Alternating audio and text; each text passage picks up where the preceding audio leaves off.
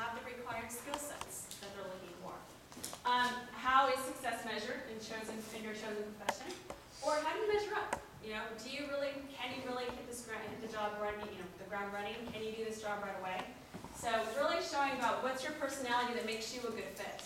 Really doing the research. I know they convey doing some research on the company itself and making sure you understand not only what they need and the job requirements are, but what's the culture? What are they like? Is this a company of interest for you? It is worthwhile to do some informational interviews with people that you may know at the corporation to make sure it's a fit for you, first of all. Everyone romanticizes the Apples, the Ciscos, the Googles. And sometimes it's not a fit for your personality. I'm going to say that everyone, I have many clients who are like, oh, it's great, and I want to work here and I think this is awesome, but it might not be the right culture for you. If, in fact, when you do these informational interviews and you find it is a culture you love to be involved with, find out more about what they're like. If it is a team environment and that's something you like to work in, if they are independent in nature and that is the type of person you are, those are the things to convey on the summary statement, the things you find out about the culture that match your own personality. Okay? You want to make sure that you speak to that company as a member or a potential member of that organization. Okay? So also, your personal commitments and passions that you have, also to the potential employer, and then also technical. Obviously, you want to make sure that you have the technical expertise included. So just to look at two different types of summary statements that are inclusive. The top one is just the basic paragraph. It really gets into, it starts with extensive experience as a retail management executive with P&L responsibilities, multi-site operations, proven capabilities, and building high-performance teams, increasing customer satisfaction, and improving financial results.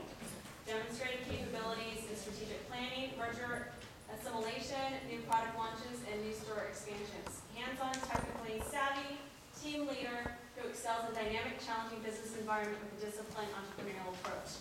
You notice they started with most of who they are and the objective of the type of position they were going for in sentence 1. Their demonstrated skill sets, their actual, the technical skill sets, or their hands-on experience that they have in sentence 2. And then it gets more into the personal traits aspects in sentence 3.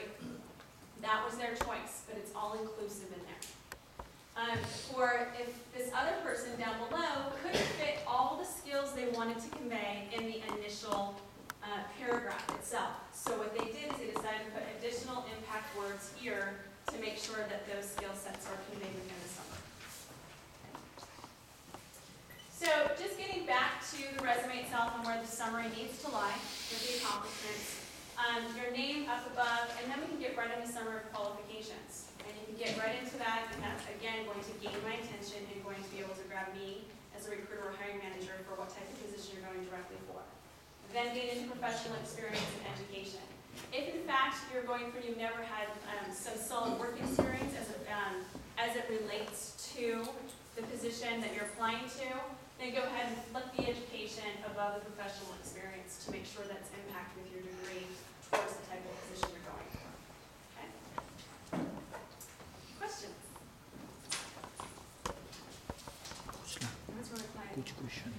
I did actually include in here, I know that I talked to Cindy, he received many different resumes from everyone, and so in regards to some sort of suggestions, but I did actually include in here my card, but also for any additional emails you might have, questions you might have. But I have created an actual cheat sheet guide to creating a resume.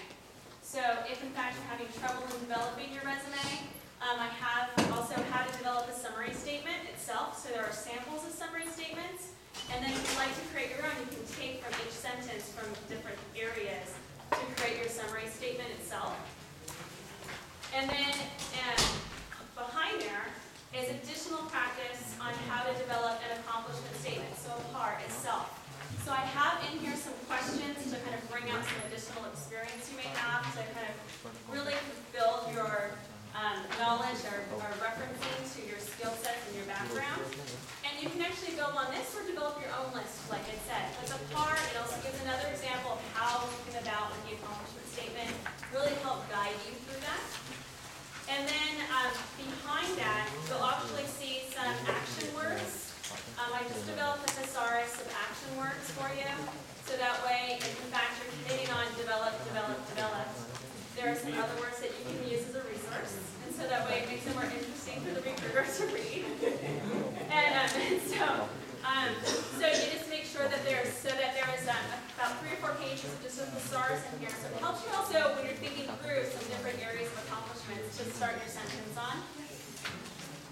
And then also the sample accomplishment statements themselves. So you really want to make sure that the accomplishments really speak to them. And so you'll see in there there's about 3 pages of accomplishments. And then you'll see some have numeric value, some don't. So again,